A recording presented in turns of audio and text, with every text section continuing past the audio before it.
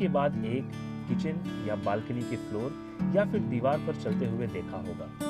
और दोस्तों, मुझे यकीन है कि बचपन में हम में से कई लोगों ने इन चींटियों के लिए ऑब्स्टैकल्स यानी कि बाधाएं बनाने की कोशिश की होंगी, यह देखने के लिए कि वह कैसे रिएक्ट करेंगे, है ना? लेकिन आपको आश्चर्य हुआ होगा कि इस तरह की ऑब्स्टैकल्स के बावजूद भी ये चींटियां उसी सेम लाइन में चलती हैं। क्या आपने कभी सोचा है कि यह कैसे और क्यों एक लाइन में चलते हैं? मुझे यकीन है कि इसके बारे में जानने के लिए आप बहुत उत्सुक होंगे। तो दोस्तों, आज हम इस वीडियो के द्वारा आपके सारे क्वेश्चंस के आंसर देने वाले हैं। इससे पहले कि हम आगे बढ़ें, आप आपके आसपास के एरिया या फिर सराउंडिंग में डिफरेंट टाइप्स की चींटियां देखे होंगे। उनमें से मोस्ट कॉमन है ब्लैक एंड रेड आंट्स, काले और लाल चींटियां। लेकिन आपने कभी सोचा है दुनिया में कितनी चींटियां हैं? इस प्लेनेट पर 12,000 स्पीशीज हैं, यानी कि अप्रॉक्सीमेटली 1 मिलियन बिलियन चींटियां रहती हैं। यह बहुत सारी चींटियां हैं, है ना? अब हम अपने क्वेश्चन पर वापस आते हैं कि वह एक सीधी रेखा में कैसे चलती है। चींटियों के बारे में एक इंटरेस्टिंग फैक्ट यह है कि ह्यूमंस की तरह वह भी एक दूसरे के साथ कम्युनिकेट करते हैं। जी हाँ दोस्तों, आपने सही सुना। ह्यूमंस के तरह चींटियां भी बॉडी लैंग्वेज के द्वारा एक दूसरे के साथ कम्युनिकेट करती हैं। वह अलग अलग तरीकों से रिसीवर को लाइटली टच या फिर स्ट्रोक करके अन्य चींटियों को बातें बता सकती हैं। चींटियों की अधिकांश प्रजातियां यानी कि स्पीशीज एक दूसरे के साथ कम्युनिकेट करने के लिए स्पेशल केमिकल सिग्नल्स का उपयोग करते हैं। इन केमिकल्स को फेरोमोन्स कहा जाता है। तो अब यह फेरोमोन्स एग्जैक्टली है क्या?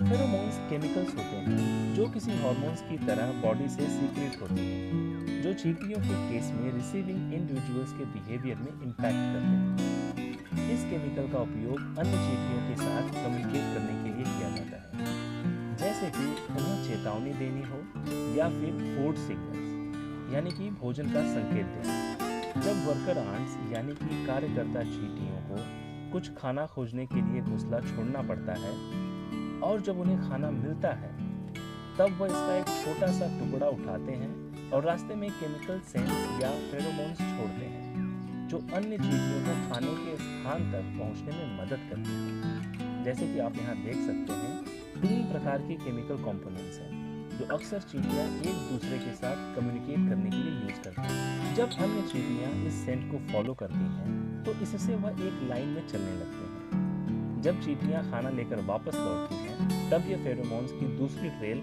यानी कि निशान बिछाते हैं और अन्य चींटियां इस सेंट को और स्ट्रॉन्ग और पावरफुल बनाते हुए उसी सेम रूट में ट्रैवल करते हैं। चींटियों के लिए कुछ प्रजातियों में अलार्म फेरोमोन्स होते हैं, जो अन्य चींटियों को खतरे से बचाने के लिए या अगर वे घायल हो गए हों तो उन्हें चेतावनी देने के लिए यूज करते हैं। जब आप इन चींटियों को चलते हुए देखेंगे तो आप नोटिस करेंगे कि अक्सर जब वे मिलते हैं तब एक दूसरे के एंटेने को टच करते हैं। यह एंटेने हाईली सेंसिटिव होते हैं और इनमें टच और स्मेल ऑर्गन्स होते हैं। बम्पिंग यानी कि एक दूसरे को ढकेलना इन चींटियों के आपस में कनेक्ट करने का एक और तरीका है। जब चींटियां अन्य चींटियों को अलर्ट या फिर अपडेट करना चाहती हैं, तब वे अपने एंटेने का यूज करके अन्य चींटियों को टच या फिर एक दूसरे को ढकेलती हैं, ताकि वे उनकी यूनिक सेंट यानी कि अनोखी गंध उठा सकें और उनके खोज का अन्य चींटियों को सूचित कर सकें। अब आप में से बहुत से लोग क्यूरियस होंगे यह जानने के लिए कि इतने छोटे होने के बावजूद वो अपना खाना कैसे खाते हैं। चींटियां उनके मैंटिबल्स की सहायता से फूड पार्टिकल्स को पिक करती हैं और फिर उसे चबाते हैं ताकि वह सलाइवा के साथ अच्छे से मिक्स कर सकें। वो खाने से पहले बड़े फूड पार्टिकल्स को छोटे छोटे टुकड़े में करते हैं, क्योंकि एक ही समय एक साथ वो बड़ा हिस्सा नहीं खा पाते हैं। अब आते हैं सबसे इंटरेस्टिंग पार्ट पर, जो है कि जब चींटियां आपको काटती हैं तो एग्जैक्टली क्या होता है। हमने कभी सोचा है कि हमेशा लाल चींटियां ही क्यों काटती हैं, काली चींटियां क्यों नहीं? लाल चींटियां, जिन्हें फायर आंट्स भी कहा जाता है, वो एक्सट्रीमली डेंजरस होते हैं।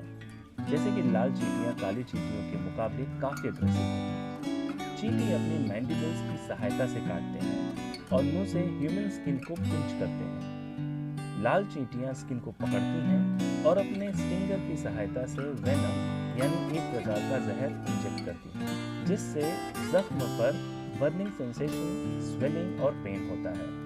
और जहाँ तक काली चींटियों का सवाल है, वह काटते ही जख्म पर फॉर्मिक एसिड स्प्रे करते हैं, लेकिन यह लाल चींटियों के वेनम की तरह चोट नहीं पहुंचाती। वाह, ये काफी इंटरेस्टिंग था ना दोस्तों। हमें आज चींटियों के बारे में काफी सारे इंटरेस्टिंग फैक्ट्स पता चले।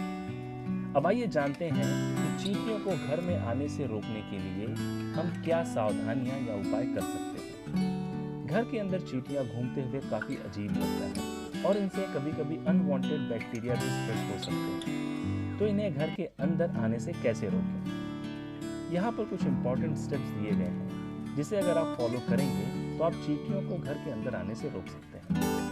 फूड को टाइटली सील्ड कंटेनर्स में स्टोर करें और अपने घरों को प्रॉपरली क्लीन करें और ध्यान रखें कि फ्लोर पर कोई भी फूड पार्टिकल ना हो। घर के बाहरी हिस्से या फिर दीवारों में अगर कोई भी ओपनिंग या गैप हो तो उसे जरूर रिपेयर करें या फिर फिल करें, क्योंकि चींटियों के लिए यह एंट्रेंस पॉइंट हो सकता है, यानी वहां से चींटियां अंदर घुस सकती हैं। इसमें दीवारों में क्रैक्स, पावर आउटलेट्स और लूज विंडो फ्रेम्स भी शामिल हैं।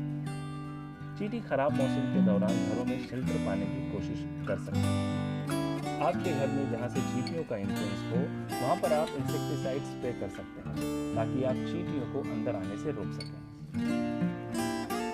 कुछ बेस्ट नेचुरल रेमेडीज हैं जिन्हें आप चींटियों से छुटकारा पाने की कोशिश के लिए कर सकते हैं।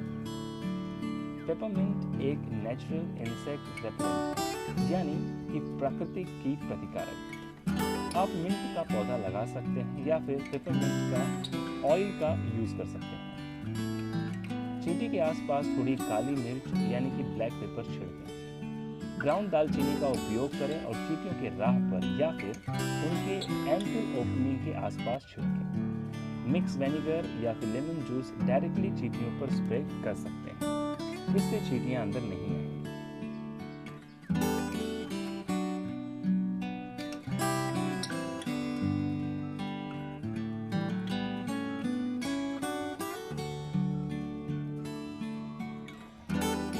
दोस्तों, हम आशा करते हैं कि आपको यह सेशन पसंद आया होगा। अगर आपको अच्छा लगा तो वीडियो को जरूर लाइक करें। अगर आपको कोई भी क्वेरी हो तो कमेंट बॉक्स में भी लिखें। और ऐसे ही फैसिनेटिंग वीडियोस देखने के लिए और लेटेस्ट अपडेट मिस ना करने के लिए चैनल को सब्सक्राइब करने के बाद बेल आइकन जरूर दबाएं।